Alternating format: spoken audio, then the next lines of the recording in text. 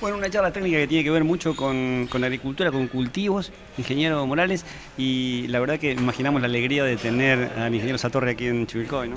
Sí, bueno, primeramente buenas noches. Sí, la verdad que es un honor para nosotros contar con la presencia de Emilio. Yo tuve el placer de que haya sido profesor mío de la facultad y la verdad que siempre me ha quedado un muy buen recuerdo y es una persona que, que va, la verdad que va a destacar la noche y espero que la gente lo pueda aprovechar. Seguro. La charla de los viernes, de la exposición rural de cada año, siempre la firma Andrioli presente. En esto de acercar conocimientos, de permitir a los productores y a la gente del sector escuchar a los disertantes y además interactuar, ¿verdad? Sí, correcto. La verdad que ese es el objetivo. La empresa históricamente realiza la charla de los viernes. Bueno, contamos con el apoyo de Singenta, obvio que nos acercó Emilio en esta oportunidad. Y sí, siempre es pasar un grato momento con los productores que confían y que nos dan digamos, su participación y con la empresa bueno, también para aprender. Vamos a aprovechar un par de minutos, permiso. Sí, cómo no. Ingeniero, ¿cómo está? ¿Cómo le va? Bien, muy bien, muchísimas gracias. Para mí es un honor estar acá en Chivilcoy, un lugar donde trabajamos muchos años, hace ya algunos en campos de la zona, con nuestros primeros proyectos, así que siempre es un gusto estar acá y poder compartir algunos conceptos con la gente del lugar. El tema es muy amplio, seguramente hay muchos aspectos, lo que usted va a proponer, lo que va a proponer la gente incluso. ¿Cómo se podría resumir un poquito la disertación, si se puede, Emilio? Bueno, no es sencillo, pero les voy a comentar rápidamente. La disertación lo que apunta es a tratar de identificar cuáles son los aspectos que determinan el resultado de nuestros cultivos, ¿no?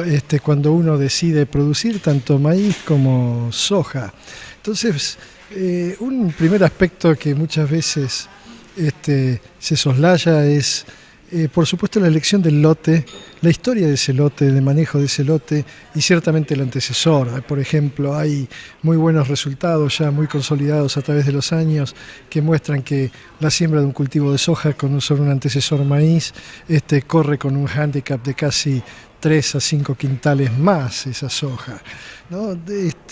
Y que hay lotes que nosotros reconocemos como de alta productividad y de baja productividad. Y ciertamente, si bien uno va a implantar por ahí un mismo cultivo en cada uno de esos lotes, no lo va a manejar de la misma manera.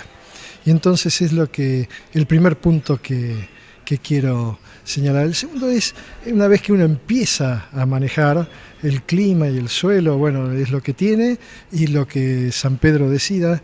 Cuando uno empieza a manejar los cultivos, lo más importante es la definición de lo que nosotros llamamos en términos generales la estructura de los cultivos. Eso es la elección de la fecha de siembra del cultivo, la elección del genotipo que vamos a sembrar, híbrido o variedad, la elección de la densidad y eventualmente en el caso de soja también, o en maíz incluso, el distanciamiento entre hileras. Estos aspectos son cruciales para determinar la capacidad que tienen nuestros cultivos de capturar energía. Siempre trato de recordarle a los productores que nuestro negocio, nuestra industria es una industria química, es una industria que transforma energía radiante en energía química y por lo tanto, así como se diseña cualquier fábrica para que los materiales y las partes se muevan adecuadamente dentro de él, nosotros tenemos que ser capaces de diseñar una estructura de cultivo que sea capaz de capturar altos niveles de energía en los momentos que son más críticos para nuestros cultivos.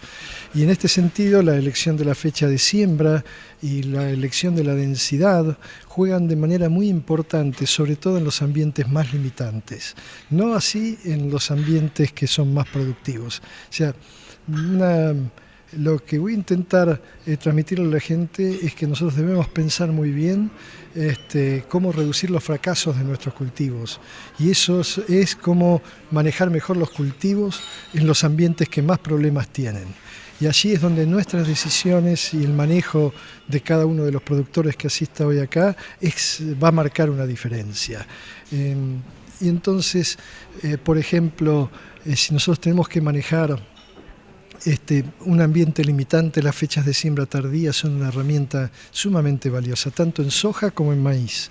Cuando hablamos de tardía en soja es por supuesto hacia el extremo más tardío de lo que sería un rango de fecha óptimo. En el caso de un cultivo de maíz, no, es incluso sembrarlo bien fuera de lo que usualmente cualquiera de que tiene una edad como yo sabe que anteriormente sembrábamos el cultivo de maíz.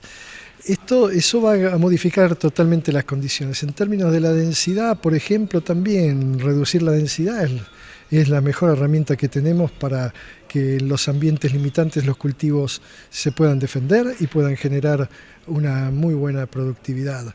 Y el criterio es distinto en soja y en maíz. En maíz vamos a bajar la densidad, en soja la vamos a aumentar. Vamos a tratar de explicar luego por qué y todo lo demás. Ciertamente, una vez que uno ha definido la estructura, una vez que uno ha dicho, bueno, mi antena va a quedar desplegada, mi antena de captación de energía va a quedar desplegada en este momento, con esta cantidad de plantas, con este genotipo. Los genotipos pueden hacer alguna diferencia. Ciertamente, dentro de un grupo que nosotros denominamos de élite, un grupo de punta, no, las diferencias son muy pequeñas y hay un conjunto de materiales que cumplen todos los requerimientos que necesitamos para lograr buenos niveles de productividad en las condiciones de secano que nosotros producimos en nuestros cultivos.